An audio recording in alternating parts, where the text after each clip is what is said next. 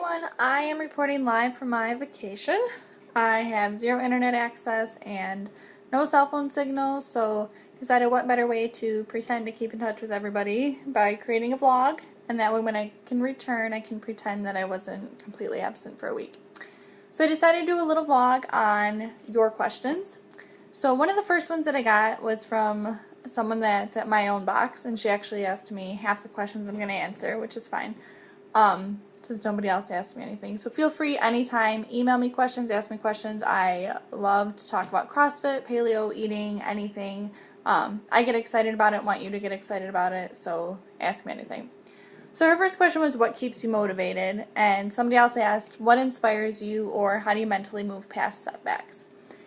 So what keeps me motivated, I guess, is that I still feel like I'm a work in progress. So from where I started a year ago, I started lifting on my own last February and started doing CrossFit in November and became more serious about it this February.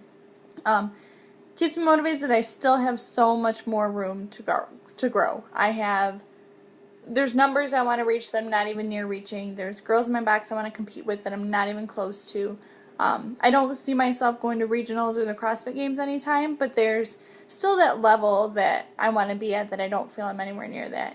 So what motivates me is the other people around me, the other athletes, the superstar athletes that are at the CrossFit Games and that are at regionals. They just get me going to see what my potential really could be. So it's my motivation and my inspiration. Second question was, how do you mentally move past setbacks? I am still struggling with this, so I don't have the best answer. I just keep showing up. That's all you can do if you are struggling, if you leave the WODs crying, which I may or may not have done once or twice before, or 6 times or 12, I don't know. You just have to keep going. Just keep pushing yourself.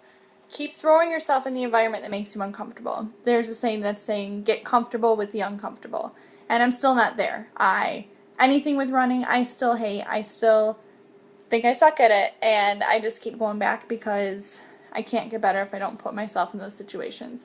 I started doing more of the endurance classes because I know endurance is my weak point, and how can I get better if I'm not going into those classes? So that's what I really think to mentally move past the setbacks, is to try not to think about it at all and just put yourself in that situation anyway. Another question was, how do you feel about the number on the scale going up? So since I started, before I was lifting, I was 119 pounds forever and ever and ever. My weight never went up, never fluctuated. I could eat pasta every day, I could eat nachos, I could eat Chinese food. It didn't matter. If you read my last post about my food evolution journey, whatever, I ate a lot of junk, and it didn't matter because I always weighed 119 pounds. Once I started eating healthy and once I started working out, all of a sudden my weight went up. I started lifting. I was 123 pounds forever. And then there was a point I plateaued at 127. Now that's a huge difference from 119 pounds. When you're never used to seeing 120 on the scale and all of a sudden you're 127, it's kind of a freaky number. But I was 127 and that stuck. And then once I started doing CrossFit, the weight kept creeping up and up again, and now I'm floating like 133, 134. But I'm totally okay with that because I look in the mirror where I'm at now compared to where I was months ago, and I look so much better, and I feel so much better and so much healthier, and I like these muscles I have. I like my traps here. I like my, I got my biceps going on, and I feel amazing. I feel great. So the number on the scale should not dictate anything. Look in the mirror or compare your old pictures to your new pictures. I have pictures of myself from when I started lifting, probably about 3 or 4 months in, where I thought I looked awesome. I thought I was muscular and strong and great, and then I compare them to now, and I was so puny. Like, I don't want to look like that skinny little scrawny girl. I want to look strong and powerful. So, as far as looking at the number on the scale, don't do it, and if you do it, don't be concerned about the number. Look at yourself in the mirror, look at old pictures, compare you now to the you before, and that number shouldn't even make a difference at all. Alright, next question is, how do you deal with fear when competing? So I signed up for my first CrossFit competition a couple months ago. I was only 4 months into CrossFit. I had never been to a CrossFit competition. I knew nothing about it at all. But I decided to go for it anyway. Somebody compared it to like a race. So I've done 5Ks in the past, a couple 10Ks, and I never go there expecting to win. There's zero chance I will win. There's zero chance I will even place nearly close to my age group.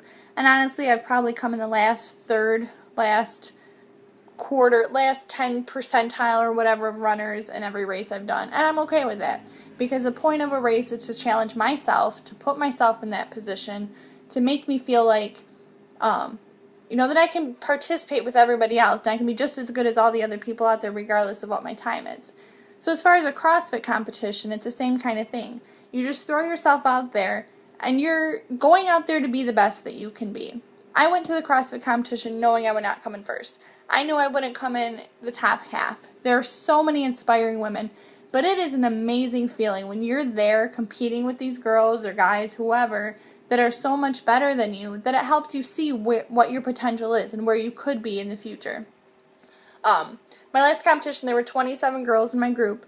I came in 21st, and it was still an awesome experience. I would absolutely do it again. I highly encourage anybody who does CrossFit to compete, even if you don't think you're going to come in, even if you're last, it doesn't matter.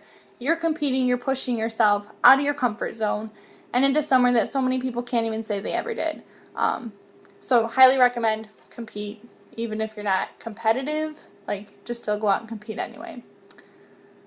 I think that's enough for this vlog. I will have to do a part 2 later on, and hope you are all having an awesome week. I am enjoying mine in the sunshine and getting a tan and eating some bad food choices, which I may talk about tomorrow when I answer the question about what's my favorite splurge. Alright, talk to you later, guys.